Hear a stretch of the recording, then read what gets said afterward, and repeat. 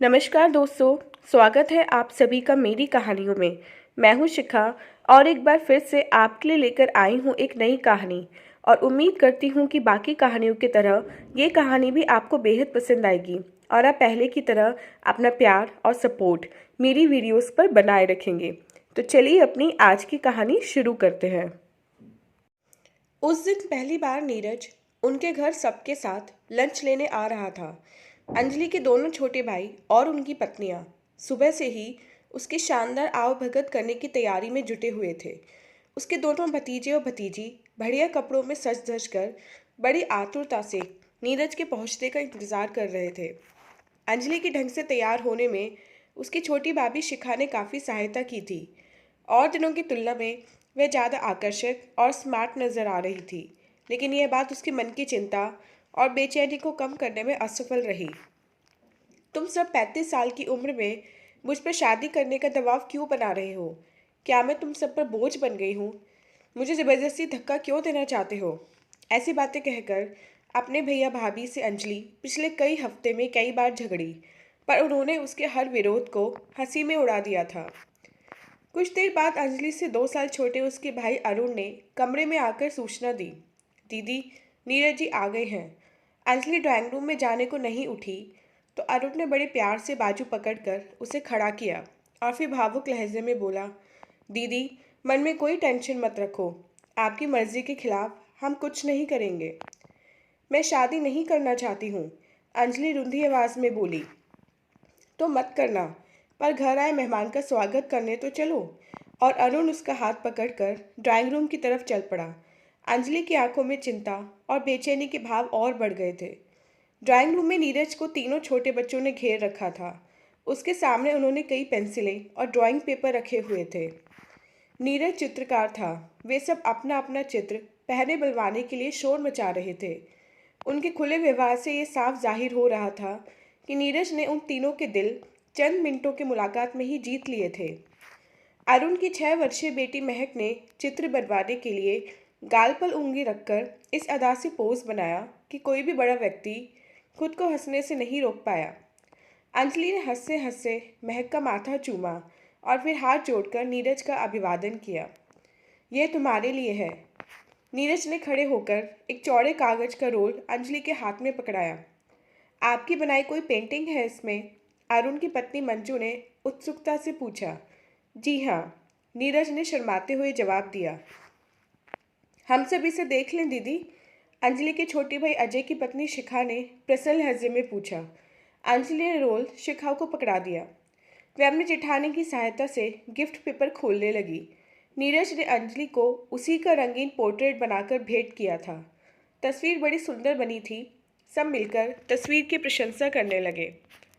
अंजलि ने धीमी आवाज में नीरज से प्रश्न किया, यह कब बनाई आपने? क्या तुम्हें अपनी तस्वीर पसंद नहीं आई? नीरज ने मुस्कुराते हुए पूछा। तस्वीर तो बहुत अच्छी है, पर आपने बनाई कैसे? शिखा ने तुम्हारा एक पासपोर्ट साइज फ़ोटो दिया था, कुछ उसकी सहायता ली और बाकी काम मेरी कल्पना शक्ति ने किया। कलाकार को सत्य दर्शाना चाहिए नीरज जी, मैं तो बिल्कुल भी सुंदर नहीं हूँ। मैंने इस कागज़ पर सत्य ही उतारा है। मुझे तुम इतनी ही सुंदर नज़र आती हो। नीरज की इस बात को सुनकर अंजलि ने कुछ घबराकर और कुछ शर्माकर नज़रें झुका लीं। सब लोग नीरज के पास आकर अंजलि की तस्वीर की प्रशंसा करने लगे। अंजलि ने कभी अपने रंगरूप की वैसी तारीफ नहीं सुनी थी, इसलिए असहज सी होकर नीरज के लिए चाय बनाने रसोई में चली गई। नीरज से उसकी पहली मुलाकात शिखा ने अपनी सहेली कविता के घर पर करीब 2 महीने पहले करवाई थी। 42 वर्षीय चित्रकार नीरज कविता के जेठ थे। उन्होंने शादी नहीं की थी।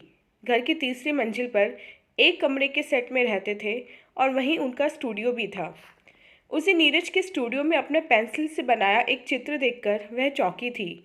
नीरज ने खुलासा करते हुए उन सबको जानकारी दी थी। अंजलि पार्क में 3 छोटे बच्चों के साथ घूमने आई थी। बच्चे खेलने में व्यस्त हो गए और ये बेंच पर बैठी बैठी गहरे सोच विचार में खो गईं। मैंने इनकी जानकारी में आए बिना इस चित्र में इनके चेहरे के विशेष भावों को पकड़ने की कोशिश की थी। 2 दिन पहले अंजलि दीदी का ये चित्र यहाँ देखकर मैं चौंकी थी। मैंने भाई साहब को दीदी के बारे में बताया तो इन्होंने दीदी से मिलने की इच्छा जाहिर की। तभी मैंने 2 दिन पहले तुम्हें फ़ोन किया था शिखा। कविता के इस स्पष्टीकरण को सुनकर अंजलि को पूरी बात समझ में आ गई थी। कुछ दिनों बाद कविता उसे बाजार में मिली और अपने घर चाय पिलाने ले गई। अपने बेटे की चौथी सालगिरह की पार्टी में भी उसने अंजलि को बुलाया। इन दोनों अवसरों पर उसकी नीरज से खूब बातें हुई।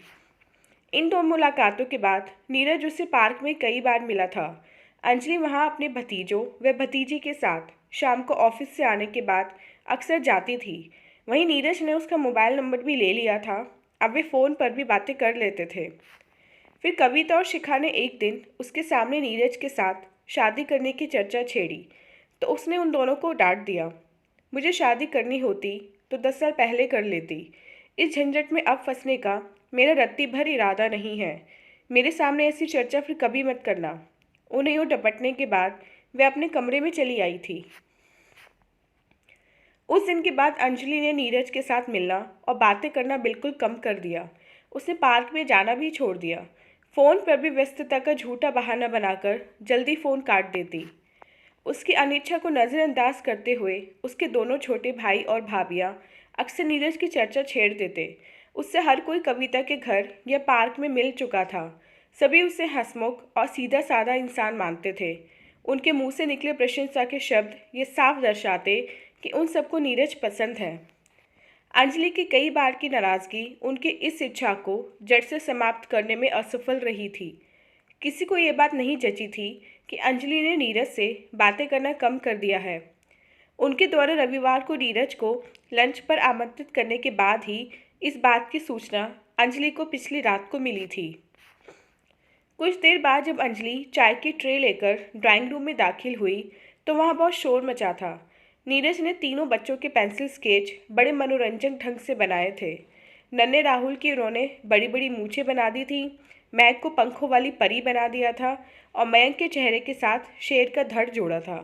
इन तीनों बच्चों ने बड़ी मुश्किल से नीरज को चाय पीने दी। वे उसके साथ अभी और खेलना चाहते थे। बिल्कुल मेरी पसंद की चाय बनाई है तुमने अंजलि। चाय पत्ती तेज और चीनी व दूध कम। Thank you. पहला घूंट भरते ही नीरज ने अंजलि को धन्यवाद दिया। कविता ने एक बार दीदी को बताया था कि आप कैसी चाय पीते हैं। दीदी ने उसके कहे को याद रखा और आपकी मनपसंद चाय बना दी।